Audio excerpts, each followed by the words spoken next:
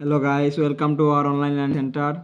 Online learning সেন্টারের পক্ষ থেকে আমি আকাশ বিশ্বাস আপনাদেরকে সবাইকে স্বাগতম জানাচ্ছি আমার এক নতুন ভিডিওতে।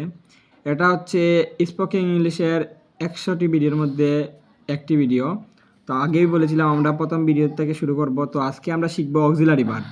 তো প্রথম ভিডিওতে আমরা অক্সিলারি ভার্ব নিয়ে আলোচনা করব, তারপরে আমরা স্পোকেন ইংলিশের যা হাবিজাবি যা কিছু সব নিয়ে আলোচনা করব। তো প্রথমে আছে অক্সিলারি ভার্বের এম অর্থ কি হয়? এম অর্থ হয়। ইজ অর্থ হয়। আর অর্থ হয়। এই তিনটি এম, ইজ, আর এই তিনটির অর্থ কিন্তু একই, তাইল হয়।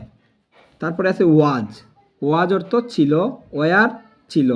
ওয়াজ ওয়ার এই দুটো মিলে ছিল, একই উত্তর হয়। তারপরে হচ্ছে বিং অর্থ হচ্ছে, আর বিন অর্থ হয়েছে। হ্যাজ অর্থ আছে, হ্যাভ অর্থ আছে। এই ওয়াজ ওয়ার আর হ্যাড এই তিনটি মিলে একই উত্তর হয়, ছিল। আর বিং অর্থ হয়েছে, হ্যাজ অর্থ আছে। তারপরে আছে শ্যাল অর্থ হবে। শুড অর্থ উচিত, কোনো কিছু করা উচিত। যদি এইরকম বাক্য থাকে তাহলে অবশ্যই ইংরেজি বাক্যতে শুড হবে। শ্যাল হবে থাকলে শ্যাল হবে। আর উইল অর্থ হবে। বাক্য অনুযায়ী শ্যাল বসবে, উইল বসবে। উড অর্থ হবেন। গণ্যমান্য কোনো ব্যক্তিকে কোনো বাক্য জড়ালে এটিতে উড ব্যবহৃত হবে। তারপরে আছে মে অর্থ পারা।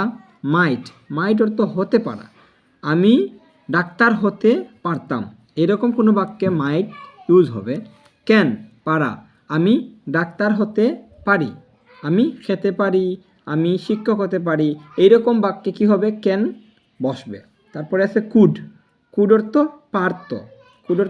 পারত। এটারও ইংরেজি বাক্য হবে সে একজন কৃষক হতে পারত, বা সে একজন ম্যাজিস্ট্রেট হতে পারত। এরকম বাক্যতে ইংরেজিতে হবে কুড ব্যবহৃত হবে।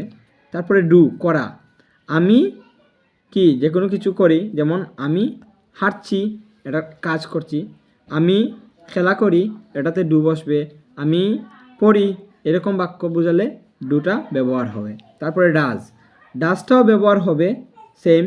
করা, ডাজ অর্থ করা, ডু অর্থ করা, এই দুটি মিলে একই উত্তর হবে। তারপরে আছে ডিড, করেছিল, যদি কোনো অতীত কোনো বাক্য বোঝায়।